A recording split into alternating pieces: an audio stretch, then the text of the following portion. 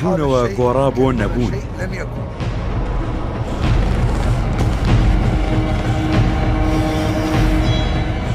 داعش کە ئەمە زۆیەمان لێ بوو گوتیان داعشەیە نەمازانی داعشیە. دوایی داعش بووە يعني دولة الإسلامية في العراق والشام.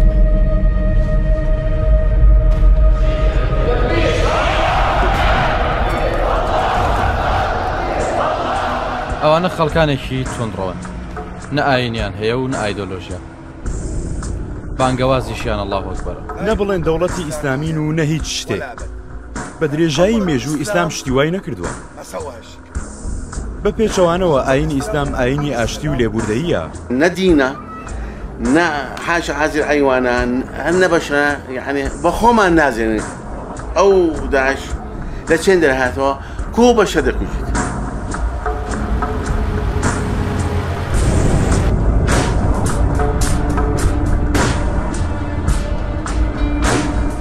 کۆمەڵە ستەمکارێکن.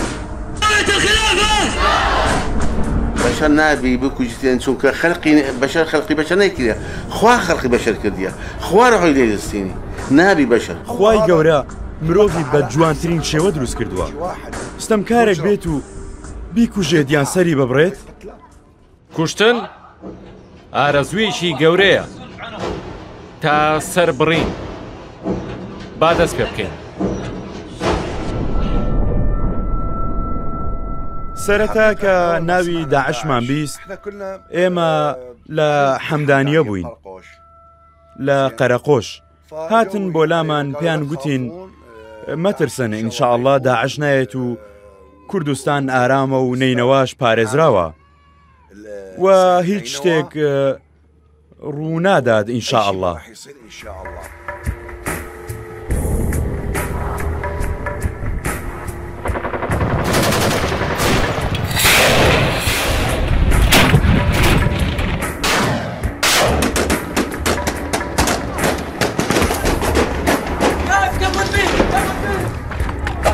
وين يا داعش؟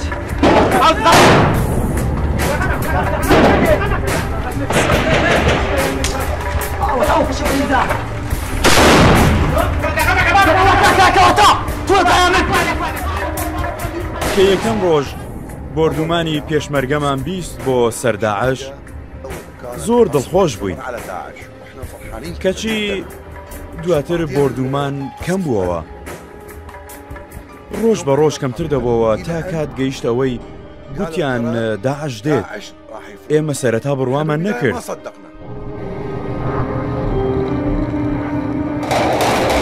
بڕیارێکی گشتگیرماندا چونکە منداڵەکان بەدەنگی بردومانەکان دەترسان بردومانی تانک و مەتفا هەر کاتێک دەیگوت بم ئیتر ئەو منداڵانە دەستیان دەکرد بە گریان و بە هاوار کاتێک خۆمان ئامادە دەکرد بڕۆین مریەم و یوسف بۆ شەڕیان لە نێوان خۆیان ئەوە بوو باوکیان گوتی تەواو ناڕۆین لە ماڵەوە دەمێنینەوە بەڵام گوێمان لە دەنگی بردومانی هاوەندە بوو جارێک لەم لا دەهات و جارێکیش لەولا بە حساب حکوومەتی ناوەندی عێراق یارمەتی پێشمەرگە بدات کەچی خیانەتی لێکردن ڕاست نەبوو لە بەڵێنەکەی خۆی پێشمەرگە کەرەستەی پێویستی تەواو بوو گوایە پێشمەرگە یارمەتی و پاڵپشتیان بێت لەلایەن حکوومەتی ناوەندی پێشمەرگە بەردەوام دەبوو لە شەڕ بەڵام کاتێک تۆ 50 فیشەکت پێبێت کەچی 60 کەس ڕوبەڕوود ببێتەوە ناتوانی شەڕ بکەیت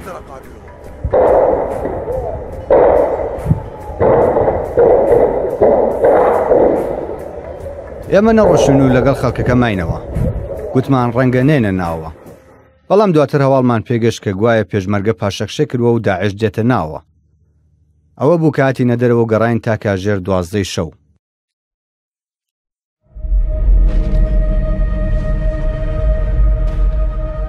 بە درێژایی شەو ئێمە دانیشت بووین بەیانەکەی چوون بۆ دەوام منداڵەکانم لەگەڵ خۆم برد نەمهێشت بچنە قوتابخانە ئەوە بوو منداڵەکانم بردە ماڵی براکەم منیش چوون بۆ دەوام کاژێر 9:30 بوو چوومە لای نەخۆشخانەی فریاکەوتێ نشت بکڕم بینیم کە کۆمەڵێکیان هێنا گوتیان ئەوانە هاوەنیان بەرکەوتووە و کەسانێکیش مردوون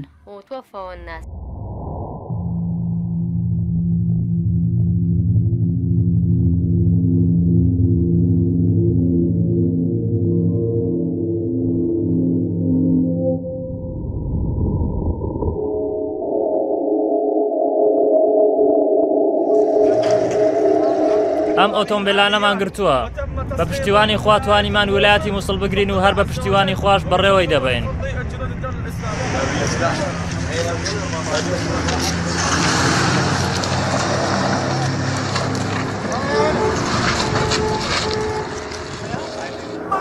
دەوڵەتی ئیسلامی لە نێو مووسڵ هاتوچۆ دەکات ئەم ئۆتۆمبیلەش کەوتۆتە دەست دەوڵەتی ئیسلامی ئەمانە ئۆتۆمبیلی دەوڵەتی ئیسلامین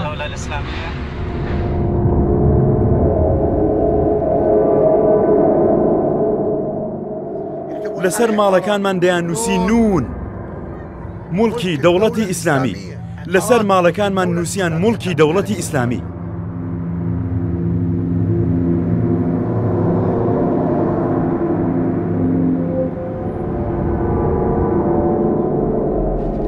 تاوەکو ئێستا کەسانێک دەست بەسەرن لە حەمدانیا پێیان دەڵێن یان مسلمان بن یان دەتان کوژین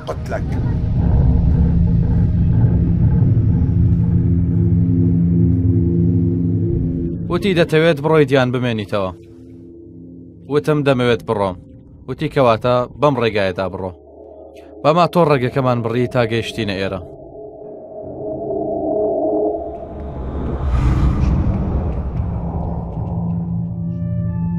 باشە تۆ چیت بە منەڵەی کافر یاخود نسرانی نون بڕۆ لێرە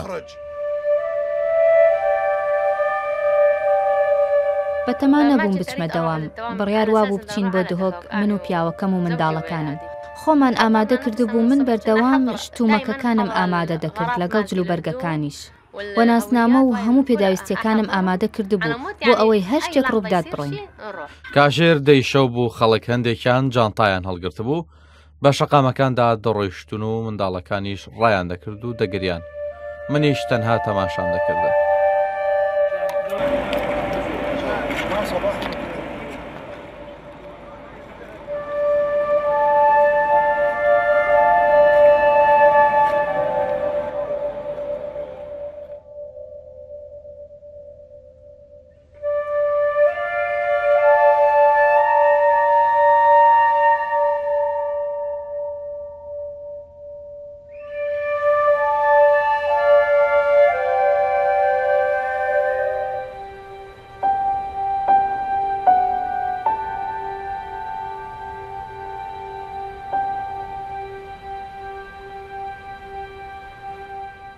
هاتین و ئاوارە بووین لە قەرەقۆشەوە بۆ کوردستانی خۆشەویست بۆ هەولێر.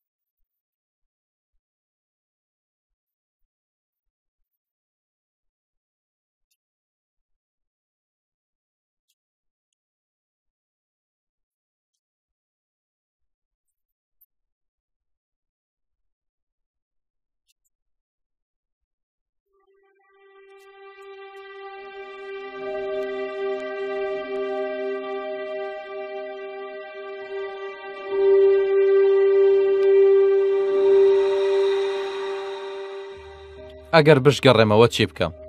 ئێستا دزی و تاڵانکردن 200 لەوێ واتە کە گەڕایتەوە ئەبینیت کە ماڵەکەت بەتاڵە چۆڵ کراوە لەوانەیە خواردنیشت دەست نەکەوێت لەوانەیە گەڕەکەشت پۆم بڕێژ کراو بێت. باش ئەمە یەکەم شت. دووەم تۆ ناتوانێت بگەڕێتەوە تاوەکو مووسڵ جارێکی تر ئازاد نەکرێت. نەمدەویست بڕۆم بۆ هەندەران دەمویست لە نیشتیمانەکەی خۆم بمێنمەوە لە وڵاتەکەم هەر چۆنێک بێت ئەمە نیشتیمان وڵاتمە. باشە بەڵام دوای ئەوەی ئەم شتە ڕوویدا دەمێک بوو دەمتوانی بچمە هەندەران هەر کاتێک ویست بام چونکە کەسوکارم زۆرن لە دەرەوەی وڵات. بەڵام ئێستا ناوەڵڵا ئەو نیشتیمانەی من ڕەت بکاتەوە ڕەتی دەکەمەوە ئەو نیشتیمانەی دەرم بکات منیش نامەوێت. داوا لە بەڕێز پاپامان دەکەین پێی دەڵێم دوعامان بۆ بکات بۆ ئەوەی بگەڕێنەوە ماڵەکانمان و ئەم جیهانە پاک بێتەوە و ئەگەر نەگەڕێنەوە ماڵەکانمان لانی کەم چارەسەرێکمان بۆ بدۆزنەوە چارەسەرێکمان بۆ بدۆزنەوە ڕزگارمان بکەن لەم بەڵایی کە تێی کەوتوین ئەوە تا ئێمە لەم گەرمایە هەمومان نەخۆش کەوتین ئەی زستان چی بکەین؟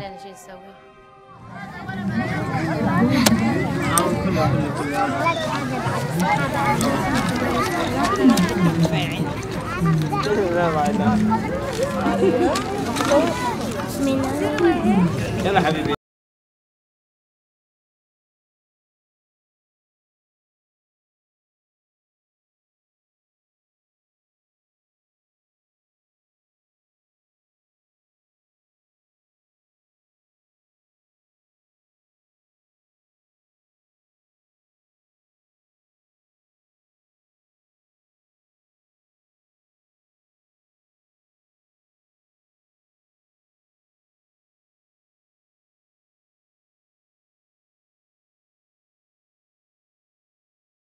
عراقی گەیشتینە ئەو ڕۆژەی کە منداڵانی عێراق ڕۆژانە بە دەنگی تەقینەوە، بە دەنگی بۆم، بە دەنگی موشک بەخەبەردێن. بۆچی؟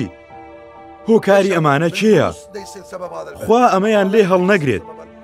ئەوانە نەوەیەک وێرانەکەن. وەرە تەمەشای منداڵەکان بکە لە خێوەتگاکە، هەمویان نەخۆش کەوتون. وەرە تەمەشاکە هەمویان نەخۆش کەوتون. ژنی دووگیان، پیر، منداڵی ساوە هەرامویان. هەندێک بیر لەو میلەتە بکەنەوە، وەڵڵا گوناحتان نەگات، وەڵڵا گوناح ئەم میلەتە وێران بوو. بەسە سوکایەتی کردن و تاوانبارکردن و بیان و گرتن. دەمانەوێت بەحەسەینەوە. بەسە ئەمانەوێت بەحەسەینەوە.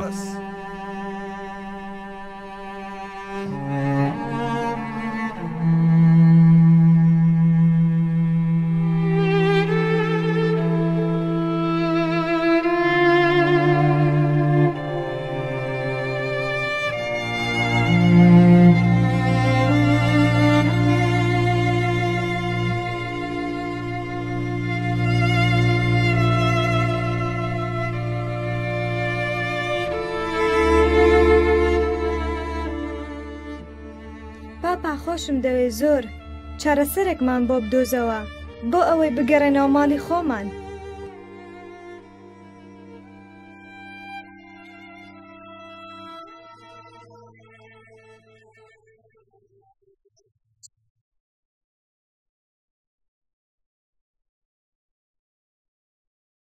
کام یاواش یاواش ئەو شامپۆیە؟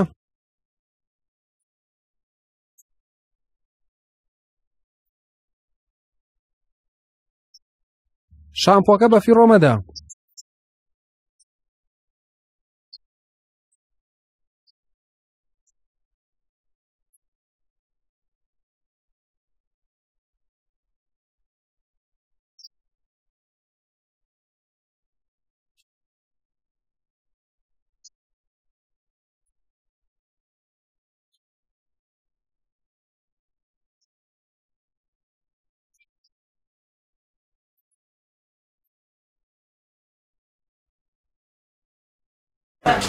السلام عليكم ورحمة الله وبركاته.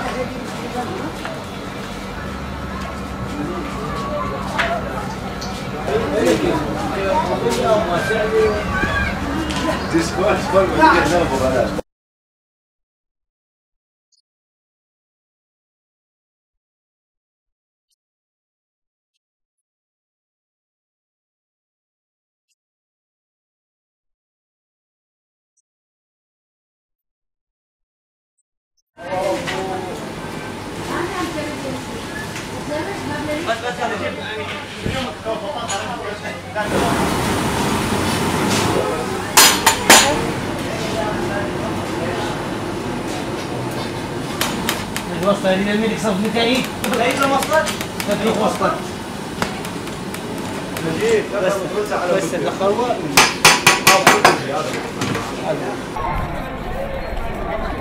هنا مسعود الفرزاني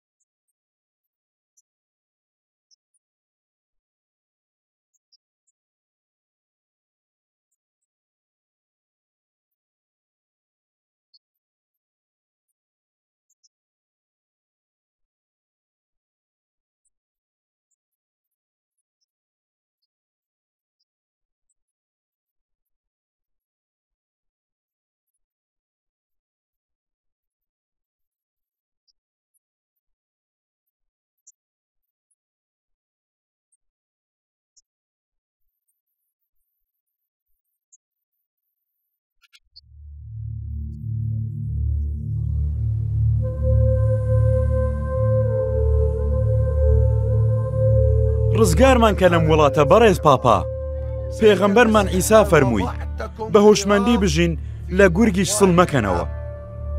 ئێستا ئێمە لە نێو گەلە گورگین، دەیانەوێ هەڵماندڕن، دەیانەوێ بمان کوژن. ئەگەر ئێمە کوردستانی خۆشەویستمان نەبووایە بۆ کوێ بڕۆشبانە بەڕێز پاپا؟ بۆ کوێ بڕۆشبین؟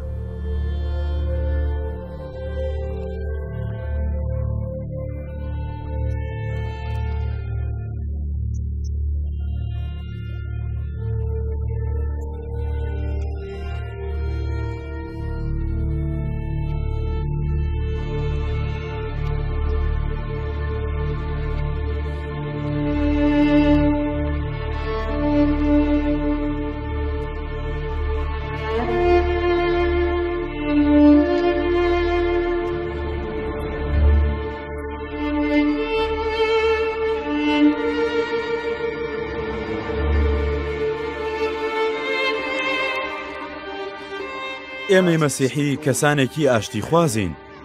ئێمە هەموو کەسێکمان خۆش دەوێت. ئێمە لە هیچ میلەتێک و هیچ مرۆڤێک قبوڵ ناکەین لێپێچینەوەمان لێ بکات، چونکە ئێمە مرۆڤین. خوا ئێمەی دروست کردووە، بۆ من نییە لێپرسینەوە لە کەس بکەم. نون، نەسار واتە سەرکەوتن. پێیان وایە خۆیان سەرکەوتون، پێیان وایە ئێمە کەسانێکی کافرین و گومڕین، پێیان وایە کافرین و خوا ناناسین. گوایە ئێمە خەڵکانێکین بۆمان نییە لەم نیشتیمانە بژین. ئەوەیە نون، واتە مەسیحیون.